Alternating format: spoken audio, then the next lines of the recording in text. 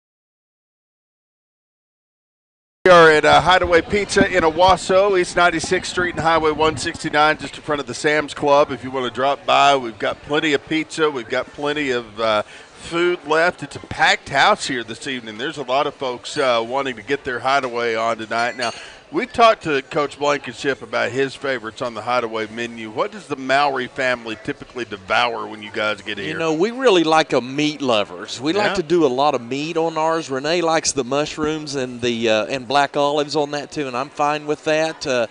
She's she likes the green peppers. I'm not too much into that, but if she'll mix in a lot of meat, I'm okay with that. A rugged pizza for that rugged, look you're sporting these days. I thought it'd be darker. I don't know. Well, we definitely want you to drop by Hideaway this week and let them know that you heard about it here on the Bill Blankenship Show here on KYFM 100.1 and on the Owasso Sports Network.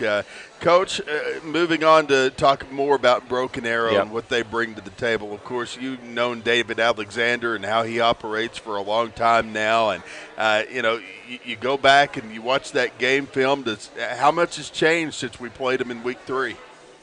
Well, it's really hard to tell a lot because they just haven't had those kind of bald games that they've got to just bow up. I mean, they've just run away from everybody. But really the personality of this team, I think, reflects, Coach Alexander's leadership. I mean, the way he played for years in the NFL and his toughness and physicality and make no mistake, that's their signature. I mean, they don't make any bones about it. They're get those offensive linemen in there, really tight, foot to foot, and they're going to do a lot of gap schemes. They're going to run the ball downhill, and they're going to try to make this into a very physical contest. And that serves them very well, and it serves, I think, it's kind of the signature of David Alexander as a player. And so it doesn't surprise me that his leadership and his teams would take on that kind of personality. On the other side of the bracket, Jinx and Union playing earlier in the afternoon on Saturday. Any thoughts on that game initially? I think it'll be just fun to watch. I haven't seen either one of them other than to watch them against Broken Arrow or against some of the in the film that I've been seeing. So, I'm kind of a simple-minded guy. It's hard for me to really take in a whole lot of other things. So when I'm locked in at Broken Arrow, I'm really not looking at what's across the way from them. If we're fortunate to still be playing, then shoot, by Saturday night at midnight, I'm probably going to watch whoever else is playing. But I promise you, there is enough for us to get ready for with Broken Arrow. I was about to say, if you did happen to go watch that Saturday afternoon, you've retired all that Redskin gear you used. Oh yeah, no, I thought so. all that's been given away and handed out, and not too worried about that. Well, I know that it's always the big four, it seems like, it's funny. I was reading the paper. Now, we've been in the semis a few times. I know Coach Fred got when he was here. Right. Coach Patterson's been in. But I think, according to what I read in the paper, this is only the third time that all four teams have made the semis in the same year.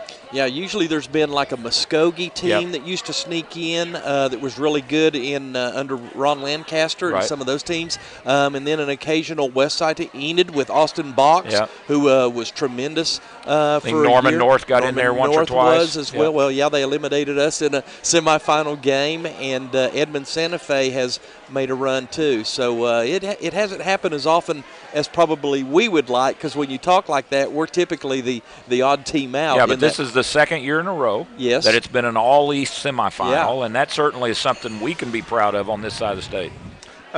Email coming in. They want to know, was Friday night the coldest game you've ever coached? Oh, no. No, but it was really cold, because I can remember this one. I've been in some cold ones. Right. You walk out of there and you're like, I can't feel my feet or toes or fingers or anything. But this was a pretty cold one. It really was. But the thing that made this one bearable for me was we didn't have any moisture. We didn't have a really terrible wind. I mean, it can get, you coach long enough, and I've been in this a while, you get that north wind and you add a little rain to it, and all of a sudden you're in the 20s, and it feels like it's, you just nothing you can do to get warm. Coach, as we look toward Friday or Saturday night, I keep having to adjust myself to say Saturday night. This is a big time atmosphere. Obviously, you guys got to play at the University of Tulsa twice last year. What does getting to play in that stadium mean for these kids? Well, I hope it'll just be a great experience for them. I mean, the thing you try to enjoy is the fact that this is a Division I college stadium, and this is where some other big teams play, and so you just go in and enjoy that part of it. I think it's a very intimate atmosphere, for a college. I mean, a lot of times you get into those giant stadiums, but this is 30,000 great seats that can be close. You can be down. There's no track around there. I mean, you're down pretty close to the action, and I think it's a great format. The university does a great job of encouraging the high schools to come and be a part of this and cooperate with the OSSAA to host these games. And I think it's huge for the Tulsa area. I know you get asked this all the time, but having coached there, having played there, and now going back there, is that kind of an odd feeling to go back onto that field? It's been kind of weird. I've been back about 4 or 5 times since I got fired there. And it's just kind of the first time was with Memphis, then went back later on, as with the Rams, and then to get to do it a couple or 3 times, you're like, first thing you want to do is make sure you're standing on the right sideline. Right. Make sure that you go to the correct locker room, all those kind of things. But honestly, the thing that I would just tell you is, I've been there enough to know, we played there a lot when I was coaching at Union. Right. So it wasn't like I didn't know my way around. And now it's just really a fun thing for me to let the players experience. And I just kind of like to watch and see the crowds and do all that. Once the game starts, it's just a football game to me. There's not, if I really let my mind go before the game, I can go through all of the, I played in that stadium. I got to coach in that stadium. I got to be an assistant coach, a head coach, lead high school teams. There's good and bad, but the memories just run as long as, as you can think about them. And so it's really pretty cool to just think of the blessings in my life that allowed me to be, a 18-year-old freshman there, and then to get to actually coach my high school teams there, and then a chance to actually join Todd Graham's staff and then get a chance to lead that program, and then now to get to go back and lead teams that haven't had as much success. And we got that championship last year, and kind of, I don't know, man. I just sometimes have to pinch myself and say, this is, I'm just so thankful God's allowed me to have these opportunities. It's been a lot of fun, I know. And, Coach, I think one of the things that you brought to the table last year for Owasso was the fact that you had been there. We had not. Yeah. And so when you walk out without having that wide-eyedness, right, and our players are able to look up to you and these other coaches, that you have that validation of, hey, I've been here, we're okay. And I think the players played into that. So with that, I wanted to ask what your week of practice has been like, and has your approach been any different with the kids from last year? Because, shoot, I'm walking in wide-eyed. Right. And has your approach different this year than last year, and how does that help having been there? I think that it's actually helped our players this week. Regardless of how this game turns out, there is a comfort level, and there is a confidence, and there's just a good vibe in our locker room and at practice right now, because we're very clear we're going through the same plan that we did last year. I mean, these are different teams, and it has nothing to do with the X's and O's. I'm just talking about the confidence of, look, we know how this week works. We know how to lead you through it, and they are drawn to that, and they seem to really have bought into that whole thing. And, I want to make sure, you're very kind and talk about my experiences, but one of the things I was blessed to do is to hire coaches who had also had those experiences. I mean, you go down the list, and I remember having our staff up there early on when I'd hired them, and I said, all right, guys, first of all, for the team, how many of y'all have ever beaten Union, this or that? There wasn't anybody on our team because it'd been a couple of years. Owasso's won those games. How many have beaten Jinx? Nobody in that room. And I looked at the coaching staff, and I said, all right, now how many of you coaches have beaten Union? And there was about 4 hands went up. And they were at different schools when they did that. All right, how many of you had beaten Jinx? And there was about 3 or 4 hands went up. How many of you had beaten Broken Arrow? 3 or 4 hands went up. So I'm like, guys, you hadn't done it, but our coaches have. So let's listen, and we've got some plans on how this works. And they've just bought in, and I just think our staff's done a fabulous job. Yeah. When you take a look at this Saturday night, we've got to have a big crowd. I know that it's kind of a different thing playing on Saturday versus Friday. Does that make any difference to you guys with an extra day of practice? Well, yeah, because we're actually having our radio show on Tuesday night.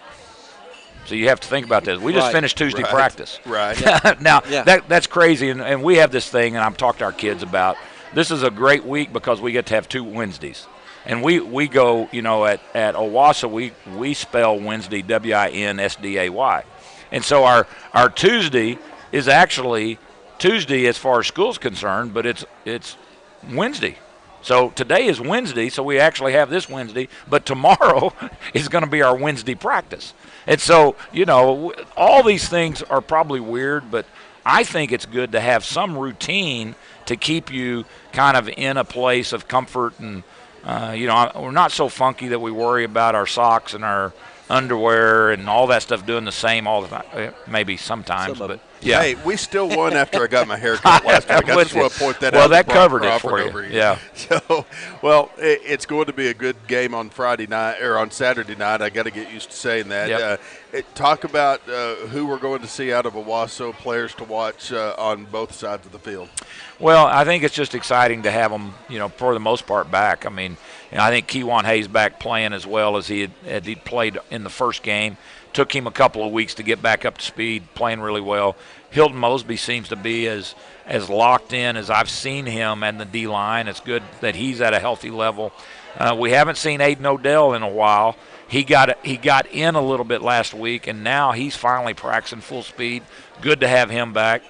We've already kind of been getting spoiled seeing Isaiah Jacobs. I mean, it's good to have those guys all plugged in. All of our receivers are back. I mean, we're just in as good a place of having – I mean, we just got no excuses, I'll put it that way. I mean, we're going to put our best up against their best, and we're going to tee the ball up and see what happens.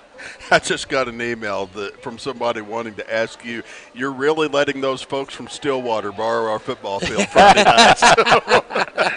It will be a good game between Stillwater and Booker T Friday night on the Owasso. It's going to be played at Owasso High School. And I'll just say this, those are two great football teams.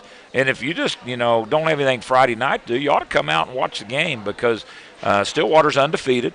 Booker T is having a great year. Booker T had gone through a lot like we did. They had some injuries early, kind of fell off, and they're kind of starting to peak again. So I think that's going to be a great matchup on Friday night. When we left the coaches' show this morning, I was telling one of the gentlemen, if you're a fan of high school football, you don't have to go far Friday night to see a really good football game because Coach Gundy's son's the quarterback for the Stillwater Pioneers. And then I believe there's another Hill playing over at Booker T. Washington. Both teams have D1 players. It should be a very good, fun ball game. Well, and you just think about how blessed we are on this side of Tulsa County. You got Collinsville hosting a playoff game. Rejoice is 11-0 going into their game on Friday night against the Old Gore team, and of course that's going to be a good one, and even Claremore's still in the playoffs. So you've got a lot of good football. You won't have to even go far for to have your hand pick of any variety of ball games. Tulsa County strong.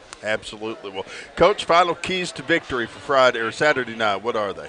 Well, first of all, I started to say that would be the first thing is that we go on Saturday, and that would be first key to victory. And then the other thing, seriously, is, it will be still a first time for some of our players in this environment. And I just hope that the moment's not too big for some of our younger players. But then I think the key thing is if we just execute what we can do, we'll have a chance to do some things. We can't get caught up in what Broken Arrow does. We've got to do the best we can. We've got to match up. They're going to get some of their points. They're going to make some plays.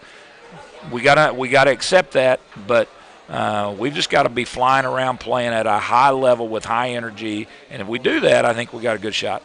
Any final questions from you, Mr. Mallory? Well, and just to elaborate what he said this morning too was again when you get to this time of the year, it boils down primarily to mistakes made by who makes the fewest mistakes and turnovers. And so I like the matchup. I know a lot of people are scared of Broken Arrow. They've held their opponents scoreless the last 3 games. Yeah. But I also know that Owasso scored the most points on them this year. I don't know what effect that has, if any, to this ball game here. Well, but I know, and I'm a big Eddie Nava fan. I sure like seeing Isaiah Jacobs come into the huddle. It's good to have both of those guys. Yes, it is. Not? You think about where we were in week 3 and how injured and battered and bruised, and we still managed to score that many points on Broken Arrow. It's going to be – we have the chance for a really good dogfight Saturday night. Well, and we're clearly the underdog, as we should be. I mean, this is a fine, fine team, but I love those opportunities when you get to this round of the playoffs. I mean, come on, somebody's got to be the favorite and somebody's got to be the underdog, but it doesn't really matter because we're going to tee it up. Let's not have the deficit that Enid had against them. No, that would be bad. That was a little bit of a rough game. Of course, Broken Arrow beat them 76-0, but we're hoping that we get a big, big night. And we need you to be there. Yes. We want a big crowd from Owasso. It's not very far. Drive down to the University of Tulsa. It'll be 15 minutes from home, and we do need a good Owasso crowd and hope that everybody can be there. Any final comments from you guys before we shut it down tonight? No, it's been a great run. Absolutely. I appreciate you guys and what you do on normal Friday nights, up there on the radio and the broadcast. But it's also just I just want to tell folks, get out there because we understand the value of what they bring to the table, and we benefit from when they're excited. I know if it comes down to the very last seconds, your thought is going to be, we win this, we get one more good night at Hideaway Pizza. That's right. There's nothing like getting one more pepperoni palooza. Absolutely. Well, we hope to see you Saturday night at H.A. Chapman Stadium. If you can't make it, we will have the game right here for you on 100.1 KYFM, and we'll be there, of course, to bring you all of the action, and you'll be able to listen on the Owasso Rams app and on the Owasso Sports Network and at InsideOwasso.com. So hope to see you Saturday night. Until then, don't forget we've got a lot going on this week, and we definitely want you to keep in touch with the game previews and everything that we're doing on InsideOwasso.com. We'll have a complete preview of this weekend's action and all of the area action with all of our other schools as well. So for Bill Blankenship and Steve Mowry, I'm Grant Merrill saying good night, God bless you, and thanks for listening to the Bill Blankenship Show right here on 100.1 KYFM. Good night, everybody.